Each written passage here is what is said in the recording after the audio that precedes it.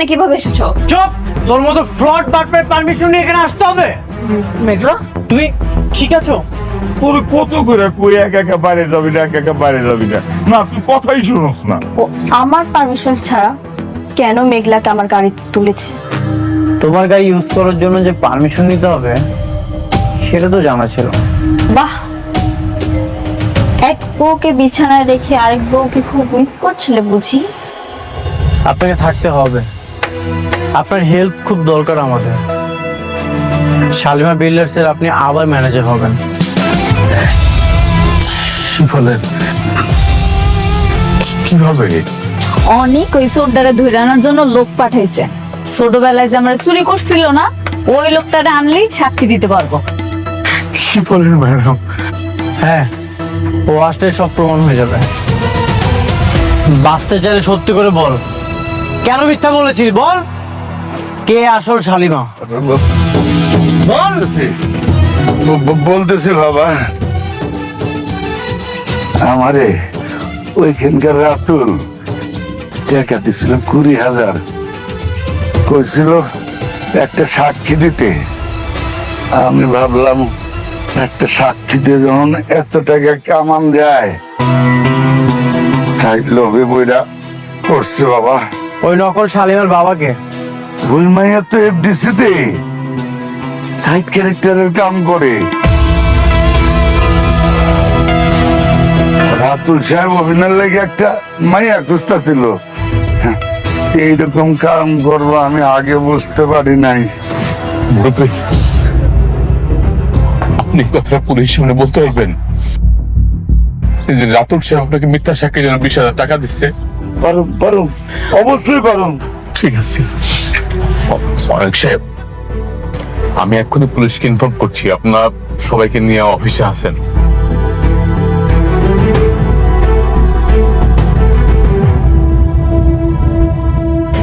আপনি কেমনে পারলেন একটা দুধের শিশুরে তার বাবা মার কাছ থেকে আলাদা করতে?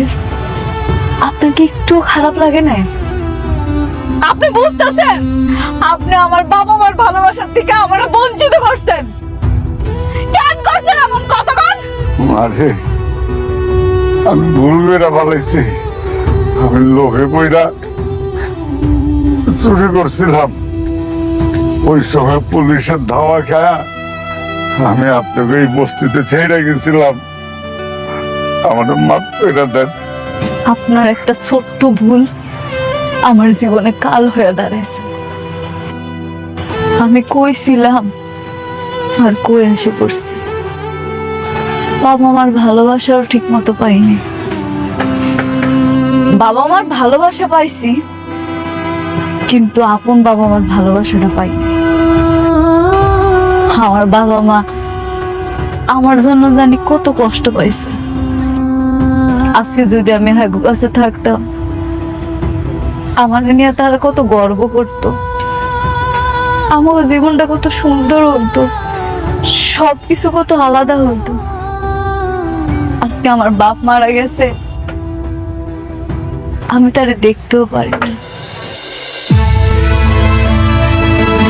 শুধুমাত্র আপনার জন্য, আপনার আল্লাহ শাস্তি দিব, আপনি মনে রাখেন। আরে আমি তো রাস্তে পাইতেছি, পথের ফকির।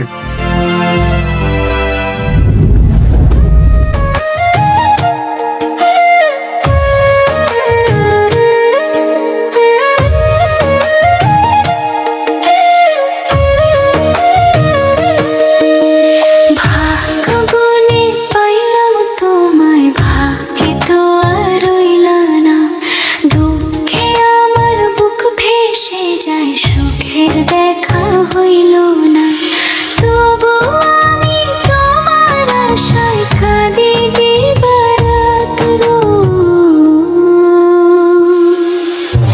সুখে থেকো ভালো থেকো গরি ঘরে রাজপুত্রে। সুখে থেকো ভালো থেকো গরি ঘরে রাজপুত্রে। তারপর বলো, কেমন লাগছে অফিসের এনভায়রনমেন্ট?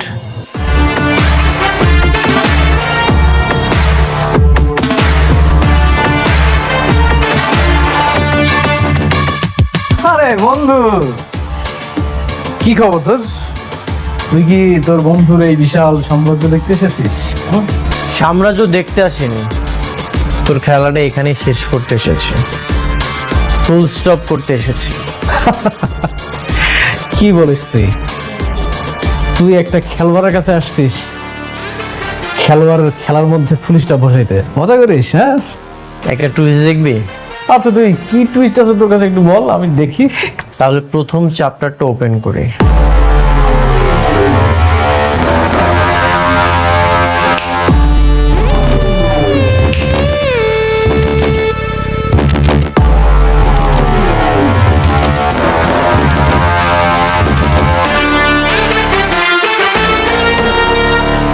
কি মিস লাইলি আক্তার নিজের জন্মদাতা পিতাকে দেখে কি চমকে গেলে? সবকিছু প্রমাণ হয়ে গেছে, প্রমাণ হয়েও যাবে। তোর খেলা এখানেই শেষ, এক সেন্টেন্সে ফুল স্টপ। আশ্চর্য করো না, তুই কি বলতেছিস? মানে তুই কি বলতে যাচ্ছিস? রাস্তার থেকে কোথাও থেকে কাকে না কাকে তুলে নিয়ে আসলি, বাবা বানাই দিলি, আর হয়ে গেল? আমি এটা বিশ্বাস করি না। মজা করিস? কিরে মা, তোর বাপটারে তুই চিনবার পারতেছিস না? এখন কিছুই চিনতে পারছে না। তুমি অনেক ভালো অভিনেত্রী, যেহেতু তোর বিশ্বাস হচ্ছে না, তাহলে তোকে আরেকটা টুইস্ট দেখে।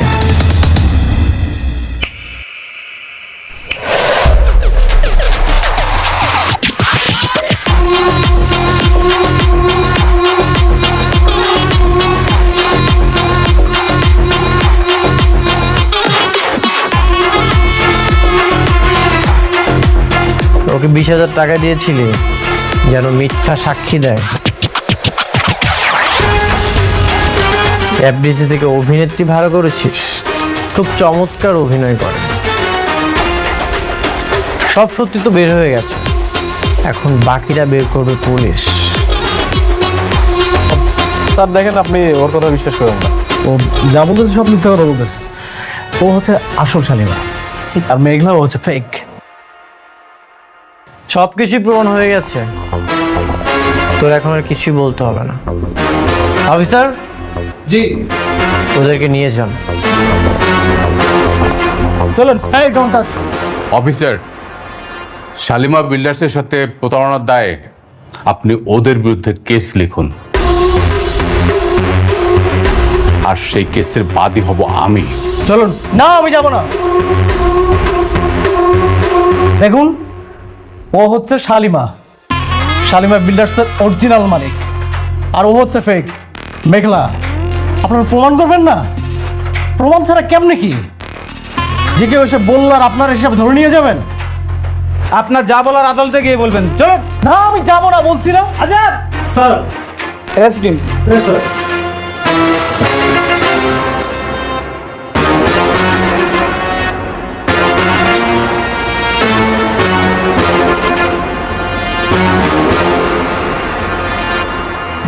অফিসার, এক মিনিট। আদল সাহেব, আমার ম্যাডামকে সেলুট করুন। কি হলো, দাঁড়িয়ে আছেন কেন? সেলুট করুন।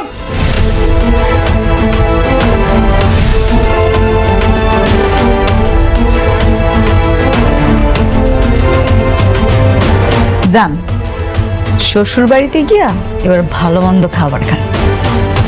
একটা কথা আছে না, পা বাপরেও সারে না, মনে রাখবেন সেটা।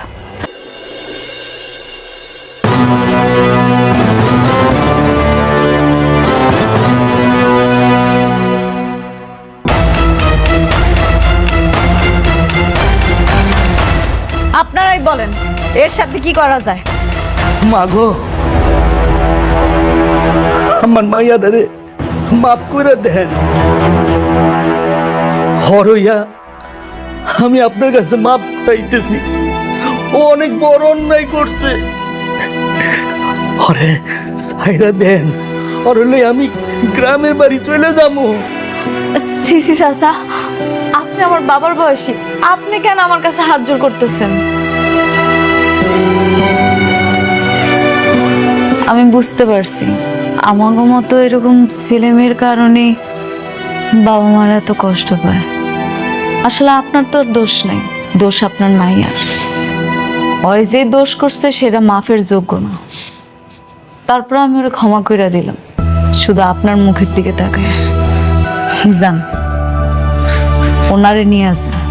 মা গো, আপনার লেখা উপরওয়ালার কাছে অনেক দোয়া করি, আপনি অনেক বড় হইবে, অনেক বড় হইবেন মা।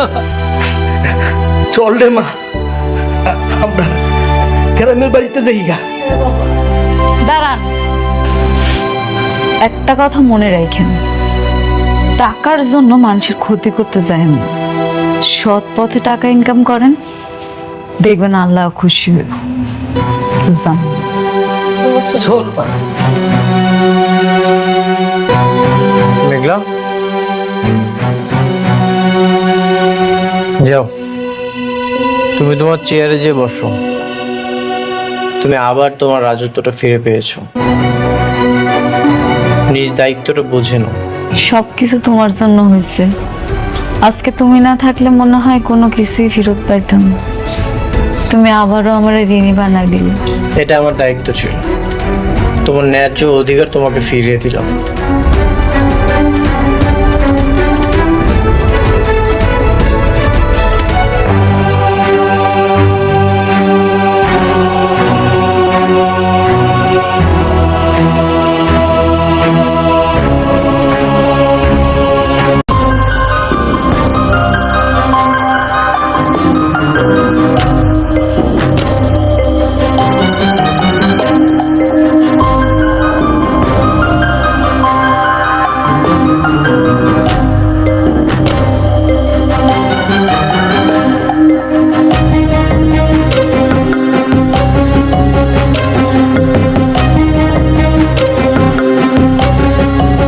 হ্যাঁ বৃষ্টি, বলো। তুমি কোথায়? আমি তো বাইরে আছি কাজে। 2 মিনিটের মধ্যে তুমি অফিসে আসবে। ঠিক আছে, আমি আসছি।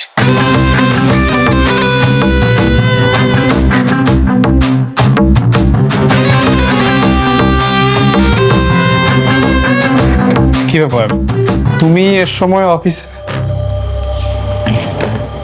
কেন আসা যাবে না? কি বলছো?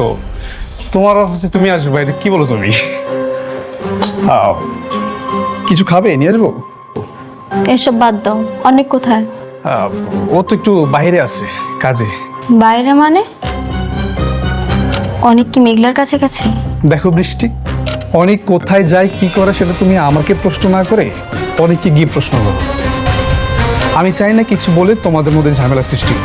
বাহ, অনেকের সাথে এত বন্ধুত্ব হয়ে গেছে, এখন আমার মুখের উপর না করে দিচ্ছ। এখন কি সে আমার থেকে তোমার বেশি আপন? না, আমার কাছে সবার আগে তুমি আপন। তাহলে বলো, অনেক এখন কোথায়? মেঘলাই যে আসল শালিমা সেটা প্রমাণ হয়ে গেছে, আর আমি আর অনেক সেই জন্যই তাদের অফিসে পুলিশ নিয়ে গেছি। এই সামান্য কথাটা এত ঘুরে পিছিয়ে বললে কেন? অনেক তোমাকে নিষেধ করেছিল? হাসছো কেন? হাসবো না বৃষ্টি, আমি এখানে কেন চাকরি করে সেটা আর কেউ না জানুক, তুমি ভালো করে জানো। শুধুমাত্র তোমার কাছাকাছি থাকবো বলে আমি চাকরিটা নিয়েছি। আর সে তুমি বলছো তোমার চেয়ে অনেক আমার আপন। হ্যাঁ আমি জানি, তুমি শুধুমাত্র আমার জন্যই এই অফিসে আছো। বৃষ্টি জানো, একসময় আমি ভাবতাম হয়তো তোমার কাছাকাছি থাকতে থাকতে তুমি আমাকে বুঝবে, আমি তোমাকে পাবো। কিন্তু দেখো, সে অনেকের সঙ্গে তোমার বিয়ে হলো, আমি আজও তোমার সাথেই আছি। শুধুমাত্র তোমার জন্য আমি চাকরিটা এখন পর্যন্ত করি। এখানে আমার উদ্দেশ্যটা কি আমি এখন পর্যন্ত জানি না। ঠিক আছে, তাহলে আমি যা যা বলবো তুমি তাই তাই করবে। বলো কি করতে হবে? তুমি চাকরিটা ছেড়ে দাও। চাকরি ছেড়ে দেবো? কিন্তু কেন? কেন ছাড়বে সেটা সময় হলে আমি তোমাকে বলবো। তুমি আজকেই চাকরিতে ছেড়ে দেবে। ঠিক আছে, ছেড়ে দেব, আমার কোনো সমস্যা নেই। আচ্ছা ঠিক আছে, তুমি তাহলে থাকো, আমি যাই।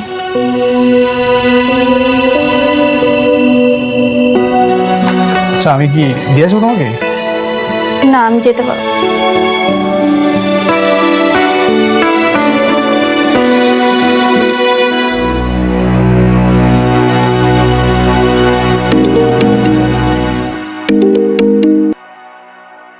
অনেক, আমি সবকিছু শুনেছি। আচ্ছা, মেঘলা কি আবার সবকিছু বুঝে নিয়েছে? হ্যাঁ বাবা। আমাদের প্রজেক্ট নিয়ে কোন কথা হয়েছে, মানে যেটা রাতুল শুরু করেছিল? না, প্রজেক্ট নিয়ে কোনো কথা বলিনি, তবে আস্তে আস্তে বলবো। এখন মেঘলাকে আমি যা বলবো ও তাই শুনবে। আচ্ছা, একসঙ্গে সব কথা বলিলেই কিন্তু পারতে, কিন্তু না, তুমি তো সেটা করবে না। তুমি তো চাও কাজের অজুহাত দিয়ে যেন বারবার মেঘলার কাছে যাওয়া যায়। বৃষ্টি, ব্যাপারটা মোটেও সেরকম না। আর ইদানিং দেখছি তুমি অনেক ওভার থিঙ্কিং করছো, আমাকে অপমান করার চেষ্টা করছো। বৃষ্টি, যা তো ভেতরে যা। দেখো অনিক, আমি কখনোই তোমাকে অপমান করতে চাই না, কিন্তু তুমি টাকার জন্য বারবার মেঘলার কাছে ছুটে যাবে, সেটা আমি মানতে পারবো না। বৃষ্টি, তোকে আমি চুপ করতে বলছি? হ্যাঁ, আমরা এখানে একটা গুরুত্বপূর্ণ বিষয় নিয়ে কথা বলছি। আচ্ছা অনেক, শোনো, আমি শুনলাম যে পূর্বাচলে একটা সরকারি জমি নিলামে উঠবে। তো সেই জমিটা যদি আমরা নিতে পারি তাহলে কিন্তু এখন যে বর্তমানে সালিমা বিল্ডার্স গ্রুপের যে প্রফিটটা হবে তার চেয়ে বেশি প্রফিট করা যাবে। বলেন কি বাবা? হ্যাঁ, আমার চিন্তা যে ওই জমিটা যেভাবে হোক আমাদের পেতে হবে। তারপরে আমরা ওখানে ছোট ছোট প্রজেক্ট করব, তারপরে সেল দেবো ওগুলা। তাহলে তো খুবই ভালো হয়। আমরা তো তাহলে জমি বিক্রি করতে পারবো, জমির উপরে যদি বাড়ি করি ফ্ল্যাটও বিক্রি করতে পারবো। 100 বছরের চুক্তি। রাইট। তো অনেক, এই সরকারি জমিটা পাওয়ার জন্য কিন্তু সালিমা বিল্ডার্স গ্রুপও কিন্তু ট্রাই করবে, যাতে ওরা না পায় সেভাবে তোমাকে ব্যবস্থা করতে হবে। হ্যাঁ ঠিক আছে বাবা, আপনি একদমই চিন্তা করবেন না, আমি সবকিছু সামলে নিব। Best of luck.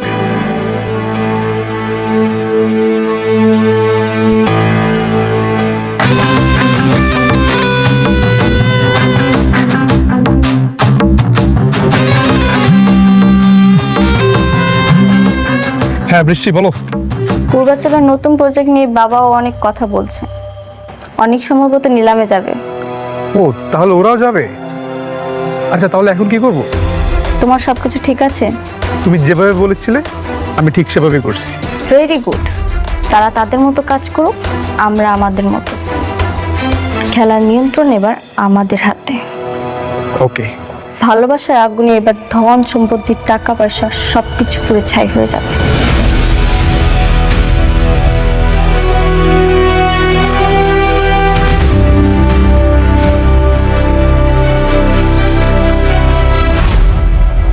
কার সাথে কথা বলছিলেন? সাব্বিরের সঙ্গে। সাব্বিরের সাথে আলাদা তো কিসের কথা? আলাদা কিছুই না, ও আমার বন্ধু, ওর সাথে তো কথা হতেই পারে, তাই না? শুধু বন্ধুই যেন থাকে। থাকবে। আমি তোমার মতো একজনকে রেখে আরেকজনের কাছে কখনোই যাব না। এভাবে তাকিয়ে আছো কেন? যা সত্যি তাই বলেছি। ঠিক আছে, খাবারটা রেডি করো, আমি ফ্রেশ হয়ে আসছি।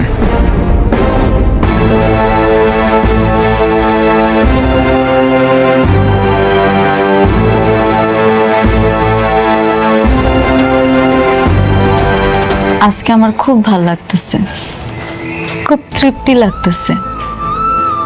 আপনার সাথে রাতুল যা যা করছিল আমি সেটা ফিরাই দিতে পারছি। আপনি তো জানেন আমি ওর কাছ থেকে ওর সব কিছু কায়রা নিছি। জানি। আমি চাই আমাকে প্রজেক্টগুলো আপনি করেন।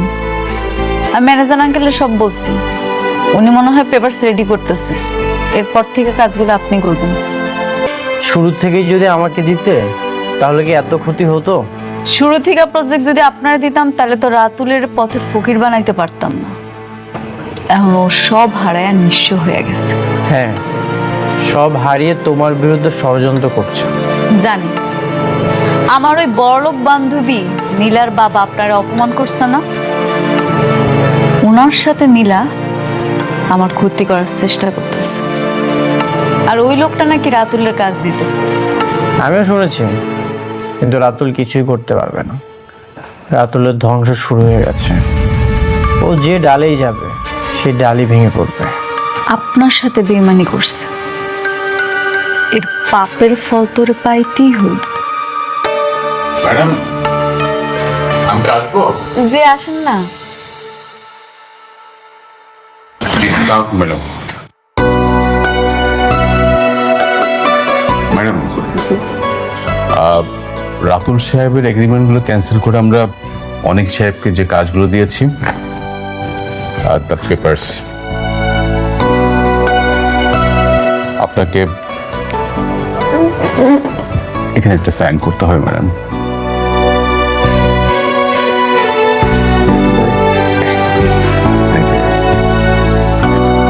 ম্যাডাম, আগামীকাল পূর্বাচলে 50 বিঘা খাস জমির উপরে একটা নিলাম ডাক হচ্ছে।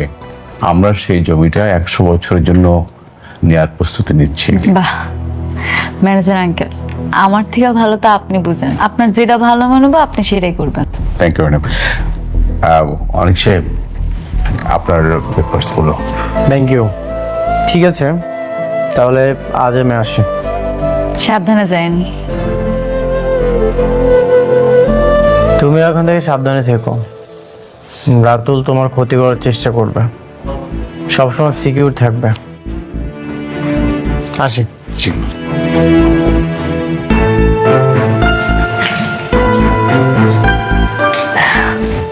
ম্যানেজার আঙ্কেল, জি আমাকে এই যে লাস্ট যে প্রজেক্টটা, এটার ব্যাপারে তো আপনি আমার কিছু বললেন না। আমি বুঝলাম না এখানে কি বানাইতে চাইছিলেন। ম্যাডাম, ওই আমাদের এই প্রজেক্টে হচ্ছিল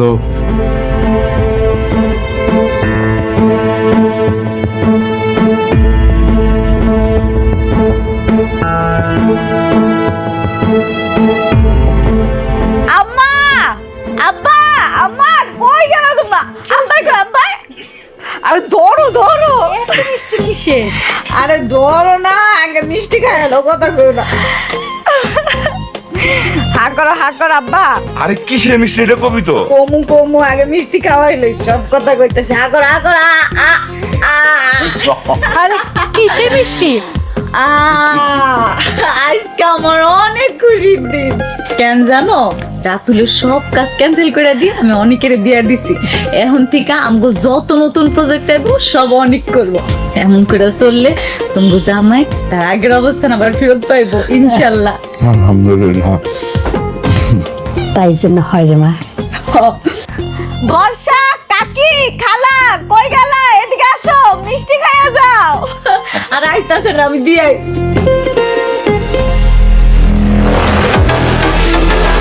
আমার ভাগের লুটের মিষ্টি আমারে দিবেন না ভাবে?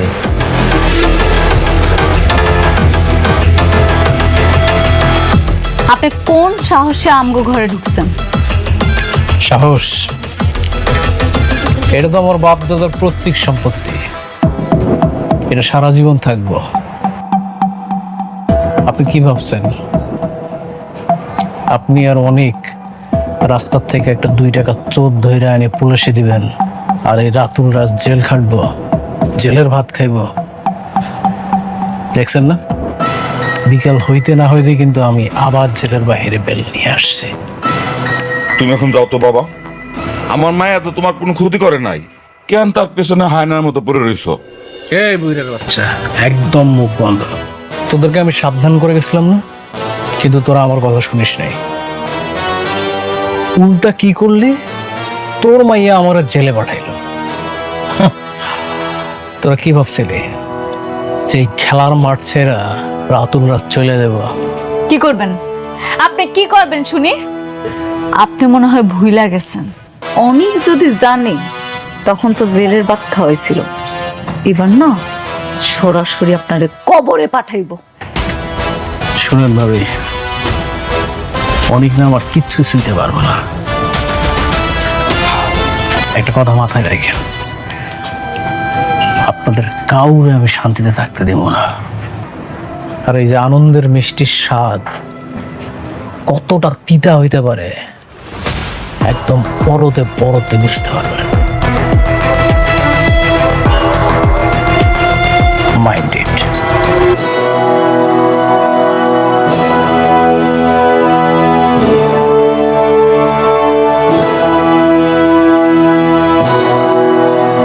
এই অমানুষটা যতদিন দুনিয়াতে বেঁচে থাকবো ততদিন আমাদের কপালে দুঃখ আছে। কোনো অসুবিধা নেই আব্বা, ওই রাতুল আমগো কিচ্ছু করতে পারবো না। তুমি শুধু দোয়া করবে, অনেক ঠিকই কিছু না কিছু করবে।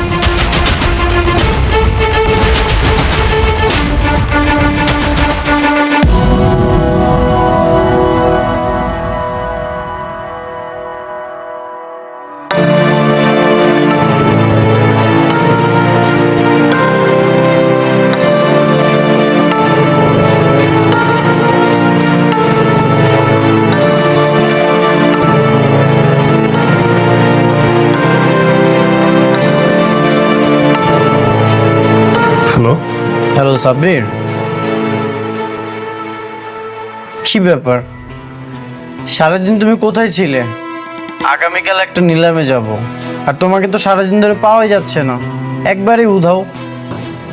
অনেক, আমি তো জবটা ছেড়ে দিয়েছি। জব ছেড়ে দিয়েছো মানে? হ্যাঁ, আমি জবটা করছি না। জব করবে না? কি বেশি বেতনে অন্য কোথাও চাকরি পেলে নাকি? না, এমনি আমার ভালো লাগছে না তাই। শোনো সাব্বির, আজকালকার বাজারে চাকরি পাওয়াটা অনেক কঠিন। ঠিক আছে ফাইন, চাকরি ছেড়ে দেওয়ার কোনো সমস্যা নেই, তবে 2 দিন পরে চলতে পারবে তো? অনেক যদি কপালে তাই লেখা থাকে তাহলে তাই হবে, আর যদি কপাল ভালো থাকে তাহলে ভাগ্যের চাকা ঘুরে অকল্পনীয় কিছু হতে পারে, তাই না অনেক? তাই নাকি?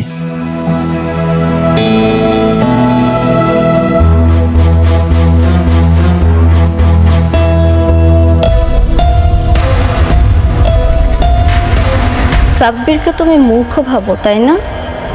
সাব্বির কেন জব ছেড়েছে তা তুমি সময় হলেই বুঝতে পারবে।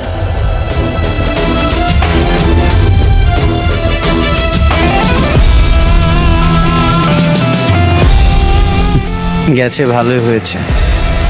যেভাবে বৃষ্টির সঙ্গে ওর বাড়াবাড়ি শুরু হচ্ছিল, তাতে 2 দিন পর এমনিতেই বের করে দিতে হতো।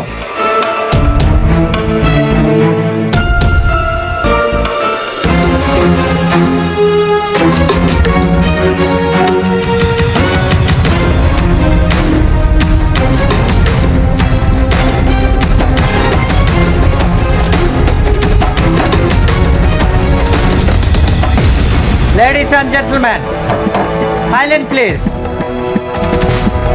গুড আফটারনুন সবাইকে। আজকে পূর্বাচল 100 একর প্রাইম ল্যান্ডের মেগা নিলাম, যার সরকারি প্রাইস 200 কোটি টাকা। পকেটে টাকার জোর বেশি যার জোর। তাহলে এখন আমি নিলাম শুরু করছি। 200 কোটি 1, 200 কোটি 2, 230 কোটি।